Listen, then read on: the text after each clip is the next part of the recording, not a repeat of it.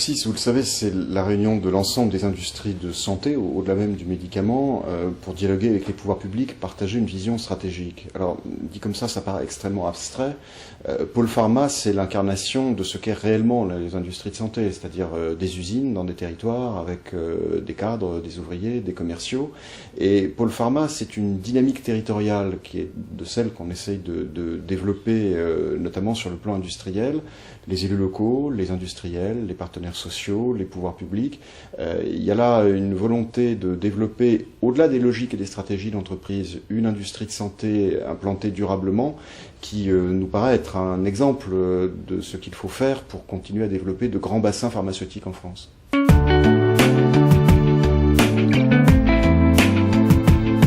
Ces bassins, évidemment, sont le lieu même de la concrétisation d'une stratégie industrielle. D'abord, c'est le bon moyen de repérer les enjeux de développement en termes d'emploi, en termes d'investissement, le bon moyen de gérer de façon prévisionnelle les évolutions d'effectifs, d'innovation, de nouveaux investissements, de créer une solidarité et puis de bien situer ces industries de santé par rapport aux bouleversements qu'elles sont en train de connaître et aux évolutions radicales qui vont les affecter dans les années qui viennent, de bien repérer les conséquences sur le tissu, ces adaptations en termes d'infrastructure, en termes de formation, en termes de gestion prévisionnelle des emplois, en termes d'insertion de ces industries dans un tissu de PME, de PMI qui, justement, à Pôle Pharma sont présentes, qu'on peut rencontrer et qu'on oublie trop souvent parce que on voit les très grandes entreprises internationales, elles sont en France parce qu'il y a ce tissu de PME et de PMI qui leur permet de trouver des relais, des prolongations et souvent d'ailleurs de s'en servir comme précurseur ou avant-garde d'innovations importantes dans tous les domaines, pas seulement dans la production, aussi dans la logistique par exemple.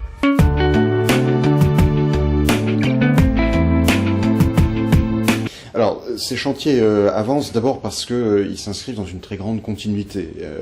Au travers des alternances politiques, évidemment, il y a des points d'inflexion, des réorientations, des priorités qui sont différentes, mais l'emploi industriel, l'insertion des jeunes, l'adaptation de l'appareil de formation, ça reste une constance. Et je crois que la principale vertu du CSIS, et donc ensuite de la mise en œuvre opérationnelle qui en découle, c'est précisément cette permanence, c'est d'offrir aux entreprises un cadre de dialogue qui demeure.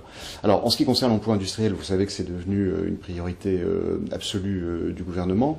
Nous sommes en train de travailler à la traduction dans plusieurs bassins, dont le bassin que couvre Pôle Pharma, de ce dialogue entre les principaux établissements des grands industriels, les collectivités territoriales, les grands établissements publics pour gérer, développer, préserver l'emploi.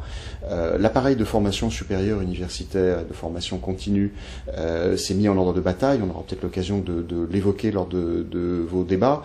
L'adaptation de la formation est essentielle, le lien de la formation des jeunes ou de la formation permanente avec les entreprises aussi, et de ce côté-là, il y a eu des progrès significatifs.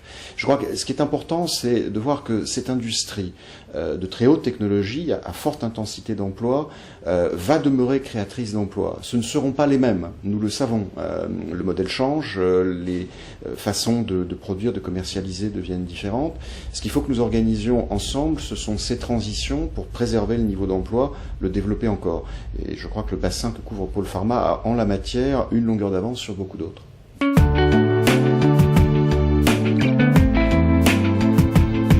Il faut sortir de l'image traditionnelle un peu archaïque que parfois les médias véhiculent et qui est revenue au devant de la scène, hélas, avec le scandale du Mediator, selon lequel les industries de santé cherchent à faire un maximum d'argent avec des produits sans vertu, voire dangereux. En réalité, ce que tous les industriels souhaitent, c'est un bon système de certification fiable et reconnu, et c'est, je crois, ce qu'offre la France aujourd'hui. Alors, il nous reste des progrès à faire en termes de délai, en termes d'harmonisation, en termes de facilité d'accès à l'expertise.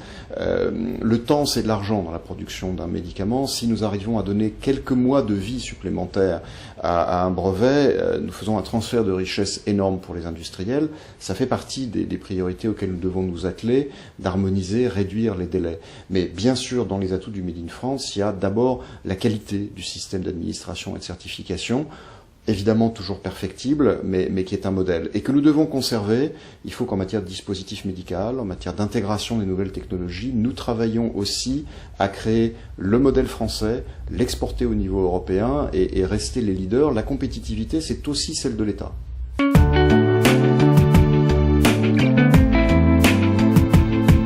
je me garderai bien de donner des conseils à l'entreprise. J'ai beaucoup à apprendre d'elle et j'ai beaucoup appris dans ces fonctions.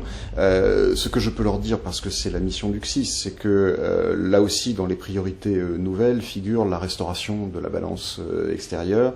Et nous sommes en train de travailler avec notamment le cabinet de Madame Brick à la mise en œuvre de mesures spécialement pour les PME, les PMI, notamment dans le domaine du dispositif médical, qui est une priorité. Alors, les portes qui s'ouvrent, elles sont extrêmement nombreuses. Il y a une attention accrue de l'ensemble des administrations d'État, notamment pour les petites entreprises, j'y insiste. Il faut qu'elles aient l'idée de demander à l'ensemble de l'appareil français d'aide à l'exportation de venir. Il faut sans doute qu'elles fassent preuve de solidarité entre elles, qu'elles réfléchissent à des présences communes. Il y a des structures qui peuvent se créer facilement en la matière pour les aider en matière de représentation. Nous travaillons à l'évolution possible des règles de la commande publique pour donner une base de commande nationale qui est une question clé et essentielle de validation à l'export. Il faut que les entreprises n'hésitent pas à saisir l'État et à dire nous avons un projet d'exportation, aidez-nous. La solidarité professionnelle devra jouer. Je pense que les grands groupes peuvent aider, ils le font déjà, les petites entreprises à se développer à l'export, à être présentes sur certains marchés. En tout cas, ça fait désormais partie des priorités nouvelles du CSIS et dans les semaines qui viennent, il y aura des propositions qui seront bâties avec les entreprises en la matière. Merci de m'avoir écouté. Je regrette beaucoup de ne pas pouvoir être parmi vous aujourd'hui physiquement, mais je souhaite le plein succès de cette manifestation, de vos débats, et je pense qu'ils vous apporteront à tous beaucoup. Merci, à l'année prochaine.